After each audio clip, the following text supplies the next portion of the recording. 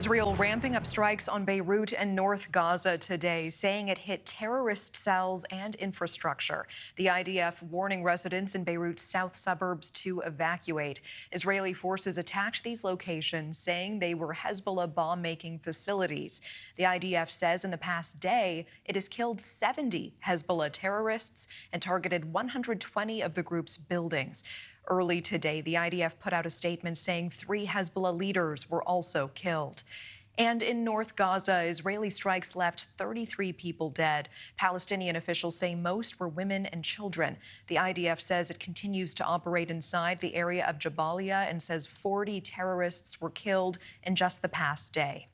Meanwhile, in Tel Aviv, a truck rammed a bus stop, killing a 72-year-old man and injuring 30 others. This happened near an IDF military base. Witnesses say armed civilians shot and killed the truck driver after they pulled a knife out following the crash. Hamas has already claimed responsibility for the attack.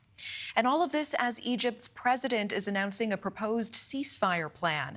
The plan would be a 2-day ceasefire between Israel and Hamas. 4 hostages would be freed, along with some Palestinian prisoners. This is the first time Egypt's president has proposed a plan. Well, today, Israeli officials met for renewed ceasefire talks. A Hamas official is expected to also present a plan. Israeli Prime Minister Benjamin Netanyahu is adamant, though, the IDF will not withdraw from Gaza. Multiple times, ceasefire negotiations have stalled already. Israel is now fighting a 7-front war with the possibility of a response from Iran. It's a lot to monitor, and NewsNation's Elina Shirazi is live in Washington watching this. Elina, what are you watching today? Natasha, good evening. Well, there are certainly new fears of a wider regional war in the Middle East after Israel launched a wave of airstrikes on Iran. New satellite images show damage to top-secret Iranian military bases after Israel's strikes. While the attack avoided oil and nuclear sites, one location outside the Iranian capital of Tehran has been linked in the past to the country's nuclear weapons program. Israel's prime minister says the strikes severely harmed Iran, and the barrage achieved all its goals. We acted systematically according to a systematic plan to cut the arms off of the octopus of Iran, Hezbollah and Hamas. Yesterday we hit the head of the octopus, the Iran regime.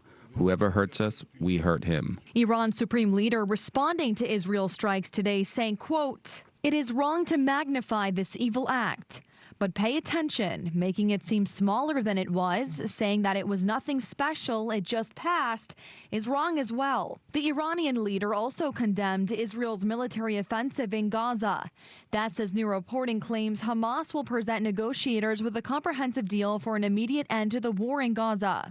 The terror group asking for Israeli troops to withdraw from the region in exchange for the release of all Israeli hostages. The offer is expected to be submitted after a meeting between the U.S., Israeli, and Qatari officials today, discussing multiple options to potentially stop the fighting, even if temporarily.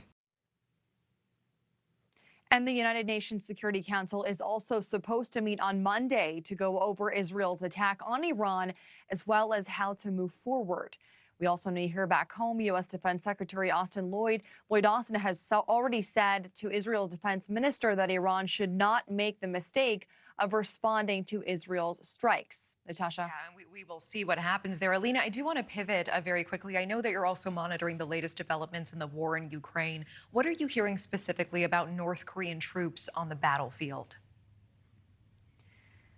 Yeah, Natasha, we know that Ukraine's president claims that they will be forced to fight against North Korea very soon. At this point, we know about 3,000 North Korean soldiers have arrived in Russia this month and have been training so far, but there's no confirmation just yet that these troops are actively fighting in the war just yet. Natasha. Okay, NewsNation's Elina Shirazi, appreciate it as always. Thank you.